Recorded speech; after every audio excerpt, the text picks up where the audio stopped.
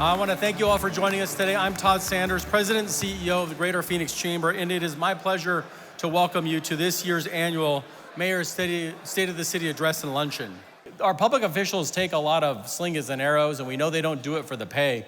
These are tough jobs, and obviously we're here, I think, to hear about the future of our city, but it's important to also remember the foundations of our city. And so what I want to do right now is talk about someone who's really been a key figure in the city of Phoenix. Throughout her tenure in the city, at the Phoenix City Council, and through her service twice as interim mayor, Councilwoman Thelda Williams has made it her mission to ensure a bright future for Phoenix. Without pause, she has devoted her time and resources to shaping Phoenix. And without a doubt, her guidance has made us stronger. Councilwoman Williams, your dedication to our city is admirable. We wouldn't be here today without your leadership. We thank you for stepping up to lead us into Phoenix's next era.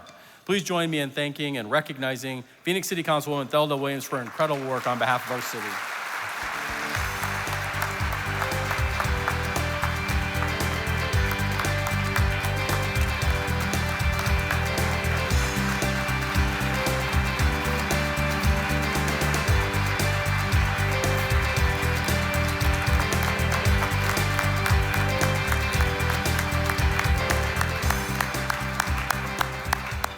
Now, the moment we've all been waiting for today. We're honored to be here today as Mayor Kay Gallego shares her inaugural State of the City address.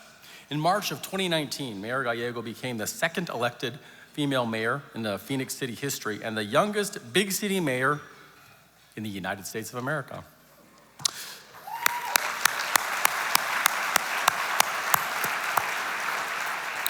Prior to being elected mayor, she served on the Phoenix City Council for 5 years.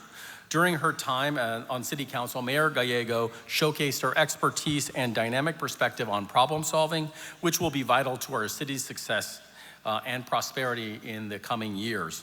Before that, she spent years working on economic development projects and has a deep passion for continuing to grow our city's innovative and diverse economy.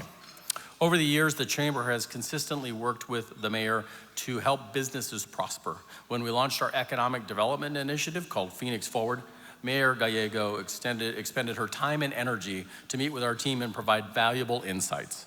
And we're so grateful for her leadership and guidance, not only in Phoenix Forward, but in everything that we do. From her steadfast focus on business retention and expansion to her commitment to economic development initiatives, such as the Arizona Biomedical Corridor and the valley-wide expansion of light rail, Mayor Gallego is dedicated to helping our Phoenix economy grow from within. Her commitment to her community and its people speak volumes about how she will lead our city. So without further ado, please stand and join me in welcoming our esteemed mayor to the stage, City of Phoenix Mayor Kay Gallego.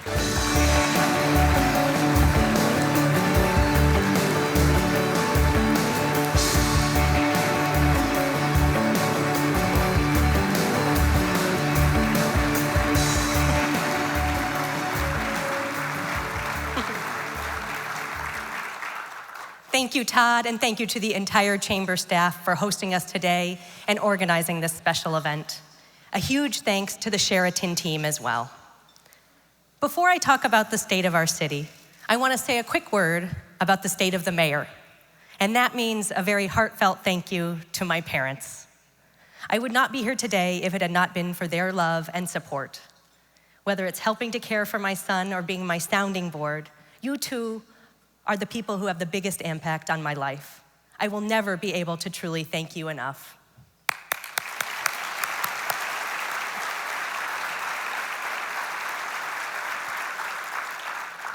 I am thrilled to be here, not just at this event, but at this moment in history. I have the good fortune of becoming the city's second elected female mayor at a time of great change in our city. And although change can sometimes be difficult, I am incredibly optimistic about our future in Phoenix. I know that so many of you across our great city, the fastest growing city in the nation, feel the same way. We share a common perspective. Our city has its challenges, but we can sense that right now, at this moment, there is something undeniably special happening here.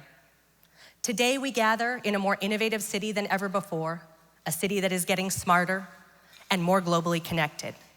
Because of the investments we've made, the job market is shifting, wages are rising as knowledge-based sectors grow. We grew technology jobs nearly 50% in just 5 years. We're more inclusive, more sustainable. It is my privilege to stand on the shoulders of those who came before me and made Phoenix what it is today. I know these leaders would all agree that we're still just getting started and have a lot more work to do. I will need their wisdom and your help to build on what has already been done. People are drawn to our city because of the great promise that you can write your own narrative. Phoenix has a beautiful history, but it is a short one. In many ways, it is still being written. People come here to be something and to make their mark. It is why I chose to make my home here many years ago. I can still remember driving down the I-17 towards Phoenix in my pickup truck. I had my first job lined up and little else in place besides that. And now I stand before you as your mayor.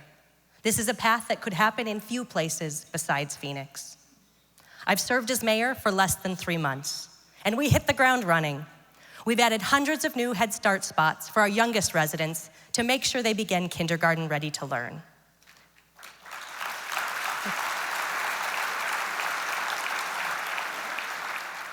At Sky Harbor, our city's crown jewel, we've added not 1, but 2 new international nonstop flights, bringing us more trade and tourism opportunities. And after today's introductory markets, apparently I'm working on a new nonstop flight to Hawaii as well. Asia also on the list. We're going to be very busy. In Terminal 4, we're installing nursing pods for new mothers to make traveling with a small child just a little bit easier. To attract and retain the best talent, we've increased the minimum wage to a livable $15 an hour for every full-time city worker.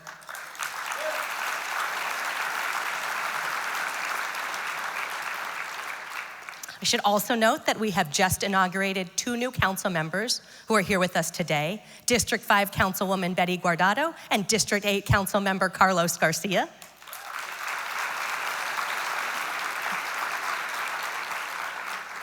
Happy first week on the job. These accomplishments build on the monumental successes our city has achieved together already, including creating a downtown with a new sense of life and a more diverse job sectors. We're home to ASU Downtown and the renowned Thunderbird School of Global Management. There are new hotels and places where, once upon a time, it was difficult to secure fresh investment. Adaptive reuse projects are creating new chapters in storied buildings. Our downtown has a renewed commercial center with major events for everyone, from local festivals to concerts. There is no doubt the state of the city of Phoenix is strong.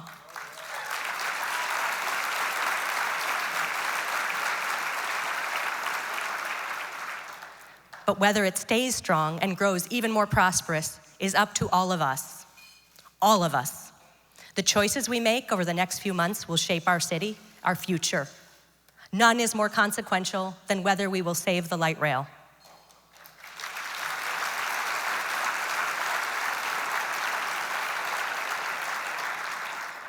On this stage, with the biggest audience I'll have between now and the August election that will decide our light rail's fate, I want to speak candidly about what light rail has meant for us and what it will mean for Phoenix if we go backwards on our public transportation system.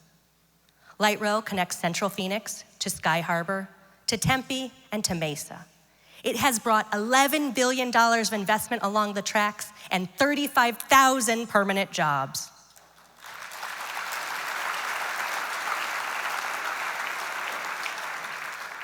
Voters were wise when they voted not once, not twice, but 3 times to support the light rail in Phoenix.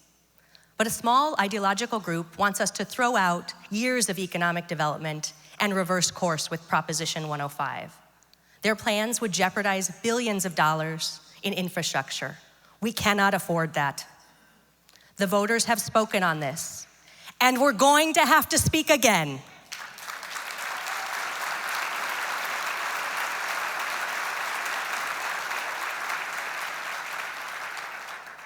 That's why the Phoenix Chamber, ASU President Michael Crow, AARP, Greater Phoenix Leadership, the Arizona General Contractors, and many more groups are all standing up to protect the future of light rail. Because it moves more than people, it moves our economy.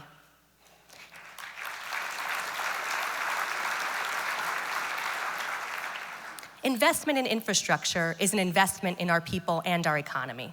Think about it. Nearly 250,000 people in our region ride public transportation every weekday to get to work, to get to school, to get to the doctor.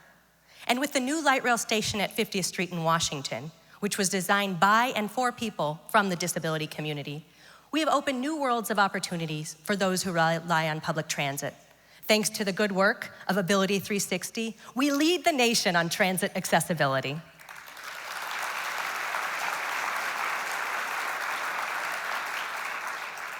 Let's face it, keeping light rail is just common sense. With more people moving to Phoenix, traffic is getting worse, especially in the central city. Light rail is simply the most effective way to move large numbers of people in finite spaces. On Central Avenue, light rail can carry almost twice as many people per hour as cars. The plan voters approved 4 years ago is about more than light rail. Because of Transportation 2050, this year's paving season will include the most street miles ever paved in a single season.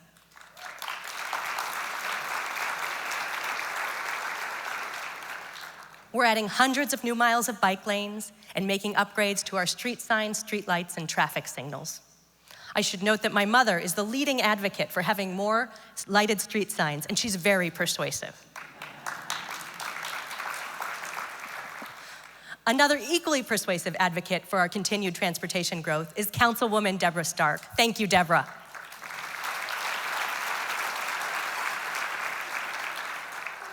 And let me say a word about potholes. I hate them. We have filled 20,000 potholes every year for the last 4 years. If we have streets and cars, we're going to have potholes, and we're going to have to fix them forever. But it's not a reason to roll back our commitment to light rail. We can and are doing both.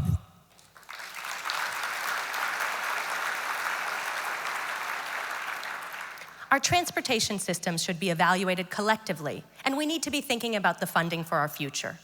Voters approved Prop 400, the half-cent sales tax that supports our regional transportation plan in Maricopa County, almost 15 years ago. In 2022, we need to vote to extend this plan. That conversation must not wait until 2022. We must start today. It begins with showing that voters want more transportation options and working with other regional leaders. The upcoming August election will set the tone for infrastructure growth for the next decade. Some of you may know that shortly after I was elected to council, I suffered a seizure while in Mayor Stanton's office. Greg likes me to remind people that he wasn't there and it wasn't his fault. Because of the seizure, I temporarily lost my ability to drive. It was easy to get around downtown Phoenix on public transit. Yet once I had to venture outside of the downtown core, I lived the real challenges faced by those who rely on public transportation. Many others who advocate for light rail have stories similar to mine. Johnny Hernandez is a South Phoenix native and current resident. Johnny said that public transportation helped him obtain an education that he could not have received otherwise because of his lack of a vehicle. It wasn't easy. He took a bus to the light rail and another bus from the light rail to ASU West campus. But it provided him a path to a brighter future. This trip would be much easier with the South Central Light Rail extension. He now owns a vehicle, but still chooses to take the light rail to work every day. He is raising his very impressive daughter in the neighborhood where he grew up. Johnny is fighting for the light rail extension into the South Side to further expand her horizons. Johnny, thank you for being with us here today.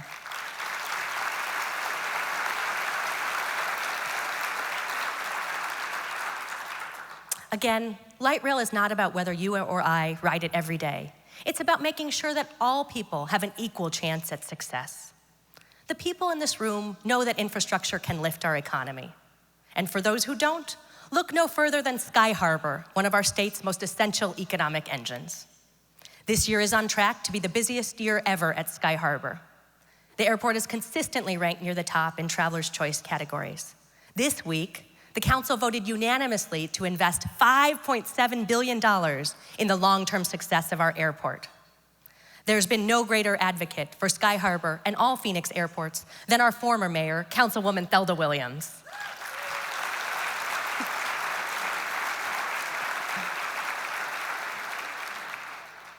Speaking of success, there are few in the Valley driving our progress more than innovative small business owners. Despite our city's massive growth, we continue to succeed on the backs of small business entrepreneurs willing to make the Valley their home. More than 95% of businesses in Phoenix have fewer than 100 employees. How do we make the city a destination for even more businesses? We push for them. We ensure that businesses aren't waiting a long time for permits and licensing. I understand the many demands on businesses, and dealing with the city bureaucracy should not be one of those demands. That's why I made it a priority in this year's budget to dedicate new resources to help business owners navigate the city. This is a direct result of feedback from local businesses. The owner of the Midtown bar Cobalt expressed how daunting the city process can be for new business owners. Charlie Levy, the owner of Crescent Ballroom and the Van Buren, told us that even after all his years of doing business with the city, it can still be difficult. Going from department to department without a navigator drains time and resources. They spoke, we listened, and we responded. Getting things done as you can only at the local level.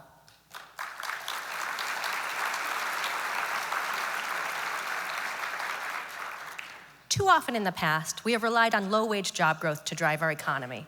But after the economic downturn, we learned that not only did we need to diversify our job sectors, but we needed to lend more support to actively grow high-wage jobs. This was a passion of mine when I worked in economic development before running for office, and it remains a major goal of mine today. Before 2008, Phoenix had approximately 44% of our jobs in advanced industries. Today, we have more than 60% and are continuing to grow. In the past 5 years, the City of Phoenix has helped 136 companies move or expand businesses here. This has helped to create 50,000 new jobs. We have assisted 25 companies in planting or expanding corporate and regional headquarters in Phoenix, hiring almost 7,000 people. The last 4 years, the metro area has been among the top in the nation for the number of startups. And we have a champion on the council for this smart economic development, someone who is always looking around the next corner for more opportunities, Councilwoman Laura Pastor.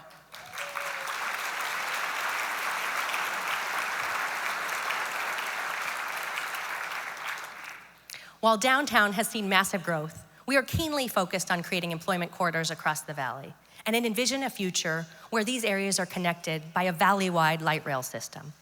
12 of our 13 employment corridors are outside of downtown. In North Phoenix, we are investing in the Arizona Biosciences Corridor with Mayo Clinic and Arizona State University. This is successful because of the deep involvement of Vice Mayor Jim Waring. Thank you, Jim.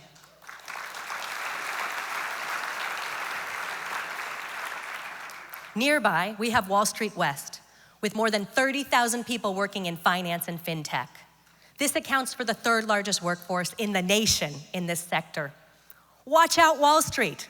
The BBC projects we will soon surpass New York's Wall Street in the number of financial services jobs.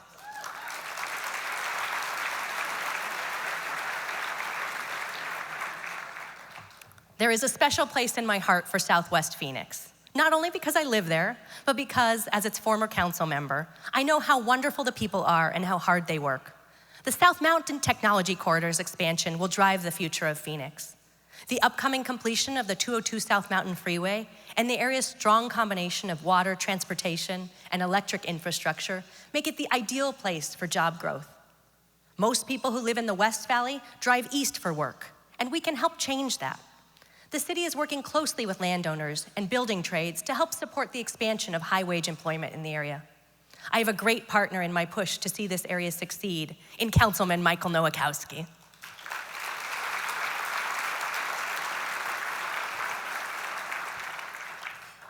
The city's focus on an innovative future is in large part thanks to our fearless city manager, Ed Zerker.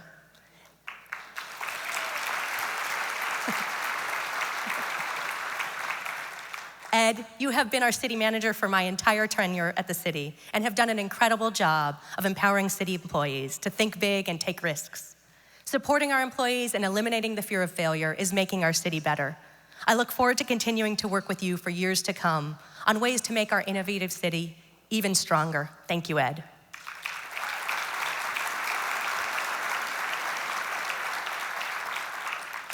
We are going to need all of our city's best minds to address the growing challenges. We have areas of Phoenix that need more attention. Rents are rising, and there is not enough affordable and workforce housing for our residents. Low-wage earners maintain a fragile balance in their lives. Any single unexpected expense can send an entire household into crisis and possibly onto the streets. The city understands this and has worked on driving even more resources to areas such as eviction assistance. Also, working with the Phoenix Municipal Court, we have had 41,000 people through a program that helps people get back their driver's licenses and pay fines using payment plans that work for them. We all know the easiest way to reduce homelessness is to stop it before it starts. And programs like this work to keep people in their homes. This is good for housing stability, good for families, and good for our city.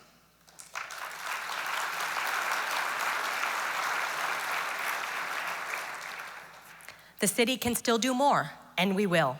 Throughout my campaign, I spoke about leveraging the city's considerable assets to do more to bolster our housing stock. We are researching innovative areas such as opportunity zones and looking at the lands owned by various city departments, such as the airport, to determine if they are ripe for housing development. We are creating a new position to bring the city's many resources under one banner and to connect the city with other levels of government to create more housing. While I have been calling this position our housing czar, with the current state of geopolitics, I may need to come up with a new name. We must recognize that every city and town should be doing their part to ensure that services and housing are spread across the metro area and not just in one small area of one specific city. We see housing success stories across our community. On my first day in office, I met a young woman through Native American connections named Monique. Before coming to the organization's transitional housing program for youth, Monique was without a stable home. Despite this, she was still working towards getting a dental assistant degree, exemplifying the resilience and tenacity of so many of our community members who are experiencing homelessness. With a roof over her head and readily available support services, she was able to focus on the things a young person should be focused on, pursuing her education and planning for her future. Monique received her degree and is now gainfully employed in a dental clinic. Her dedication to bettering her life despite so many obstacles is inspiring. Monique, congrats on the new job and thanks for being here today.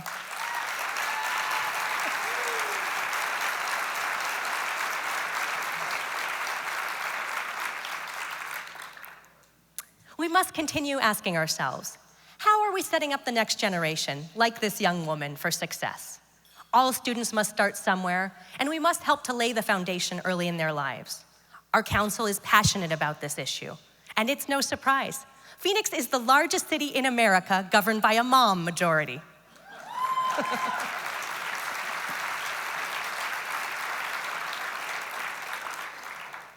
Currently, 1/3 of the daily riders on our transit system are students who take light rail and buses to school.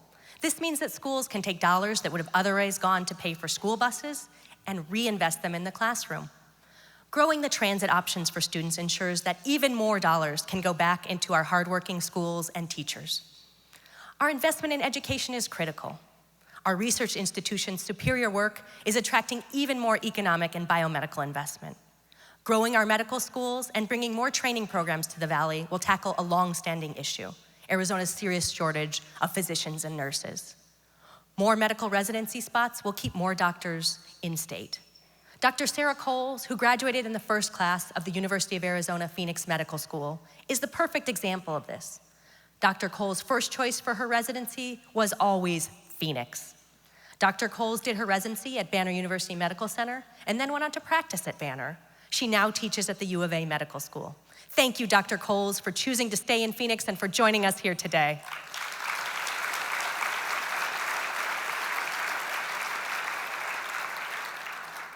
Our city now has more than $3 billion invested in healthcare and bioscience. This sector will develop 4.4 million square feet of advanced facilities and bring over 7,000 quality jobs in the next few years. And while it's not a competition, I do want to mention that Houston will only have 1.5 million square feet. Innovative companies in the Valley are rethinking population health, how urgent care works, and how insurance companies work with hospitals. In-dispense robotic pharmacy will change the way Americans get prescriptions using automated delivery. Local company OncoMix Therapeutics is working on viruses that can kill cancer cells without harming healthy cells. These groundbreaking companies are at the forefront of healthcare science and are helping to save lives. If the world finds a cure for cancer, it's very likely that it will happen right here in Phoenix.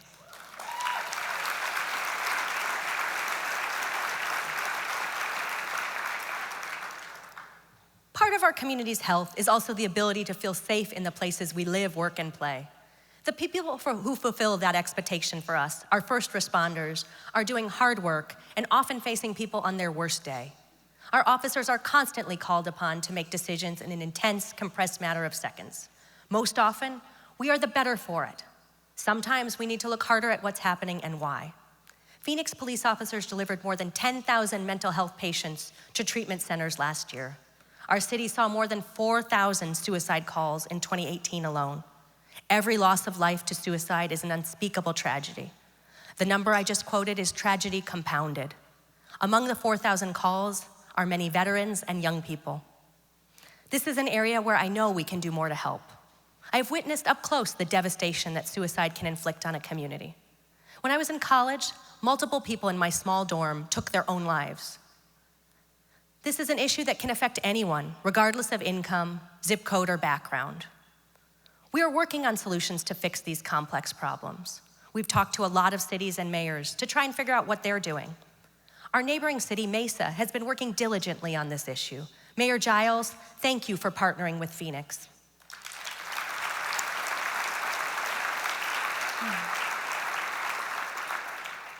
Phoenix is putting more money into mental and behavioral health solutions to assist our public safety officers.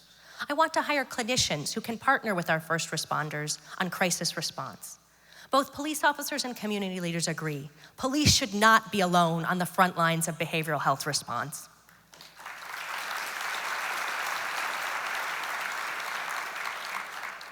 First responders face a variety of issues in the field. Dementia is a growing public health crisis. 80% of individuals who suffer from dementia live at home. And when these individuals run into problems, our first responders are often the ones to answer the call. In response to the growing number of dementia-related calls, Phoenix Fire, through a partnership with groups such as Hospice of the Valley, have done simulation training with nearly 1,700 firefighters to help them better understand and interact with dementia patients. I want to thank Tempe for setting the standard on dementia-friendly cities. This is due to the good work of Mayor Mark Mitchell.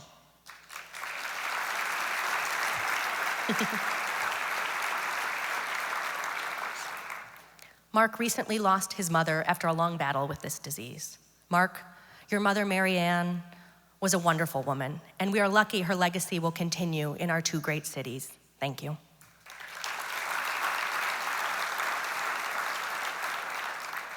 The journey is personal for so many of us, including me. I recently lost my grandmother who suffered from dementia. I know that Councilman Saldecicio also understands the pain caused by this disease and will be a passionate advocate to make Phoenix a dementia-friendly city. We are also working to protect vulnerable individuals from our city's deadly summer heat. The city just launched our most extensive heat relief program yet. 59 cooling stations across the city are open to those who need an air-conditioned respite or water. My dad always tells me that if I could just do something about the Phoenix heat, I'll be reelected. Dad, I'm still working on that, but at least we're prepared. There is no question that we must continue to prepare for a hotter and drier future.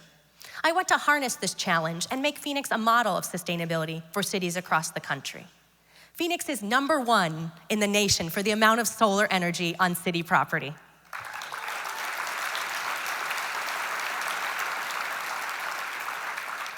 And of course, our growing light rail system continues to reduce emissions from our biggest source of greenhouse gases, cars. Water also remains top of mind in all we do. The resiliency of the Colorado River and continuing our partnerships with other cities and tribes is key to ensuring that we'll have plenty of water for generations to come. I supported the adoption of the Drought Contingency Plan earlier this year. We still have more work to do. At the municipal level, Phoenix has worked with other cities, including Avondale and Tucson, to strengthen our regional resilience through innovative water storage solutions. Thank you to Mayor Ken Weiss and Mayor Jonathan Rothschild for helping deliver a reliable water supply.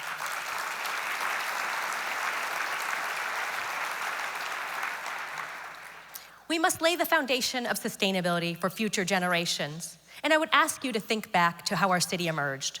The Hohokam people dug and tended to canals in the Salt River Valley for more than 2,000 years.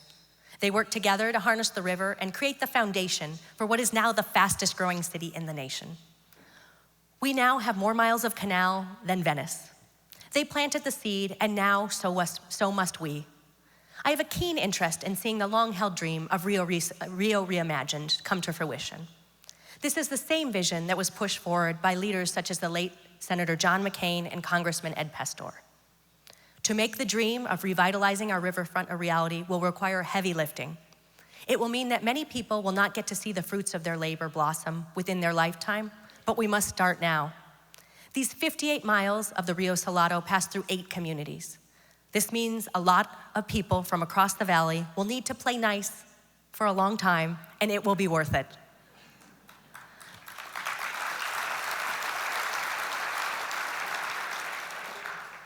That is why today I'm announcing my plan to create a task force to ensure there is sweat equity behind these plans.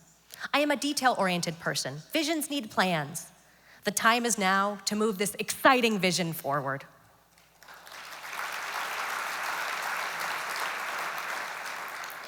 A greener city that is looking ahead 50 to 100 years from now isn't just about sustainability, it is about quality of life.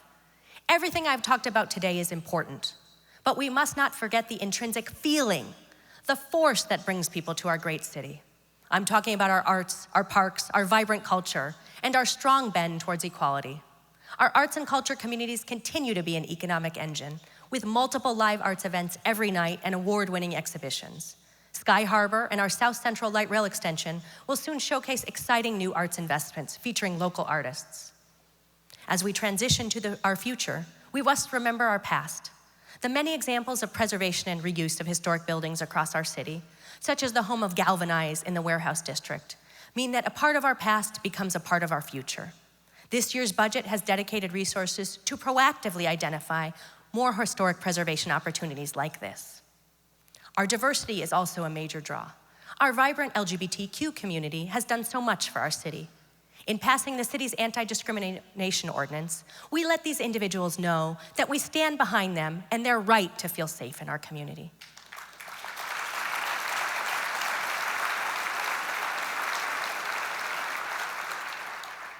Phoenix is currently in court fighting those who seek to bring down this ordinance. We are confident that we will claim victory in our pursuit of equality for all.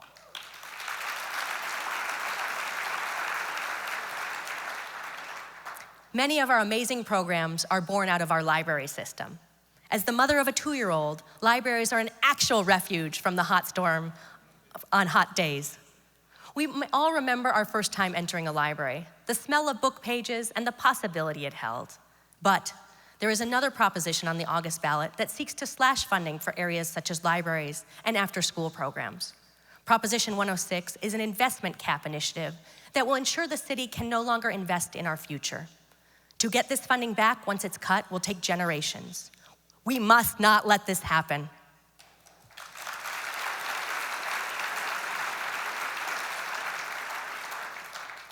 A small group of special interests continue to try and chip away at our local autonomy, and we need to stand together to show that the most effective form of government is local government.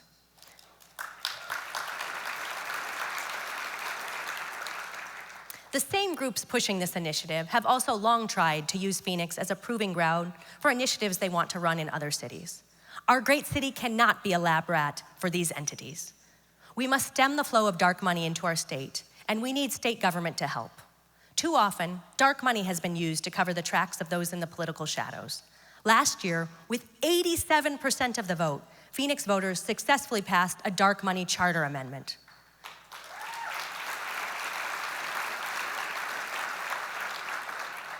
We eagerly await for this amendment to become city law. In the meantime, Terry Goddard's ballot initiative aims to shed light on who is spending political dollars, and I fully support his initiative.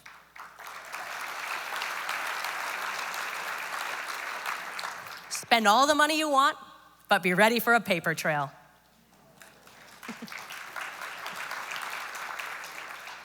I am deeply humbled to be standing before you today, offering the mayor's State of the City address.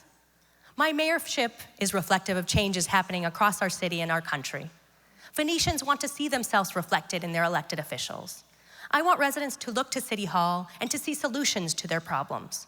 I want them to know that their elected officials hear their voices. Phoenix is a place where you can be anything you want And I want that promise to hold true for all of us. I am sure that no one who drove past my beat-up pickup truck on the freeway many years ago took me for anything other than another person coming to Phoenix to make her own destiny. And that's exactly who I was. I want to give others the same opportunity at success. I leave you with this. I cannot do this alone, any of this. I need your help and the backing of all Phoenicians to make this happen. I want to thank you all for your time this afternoon. Our city's future is bright, and we are only just beginning. Thank you.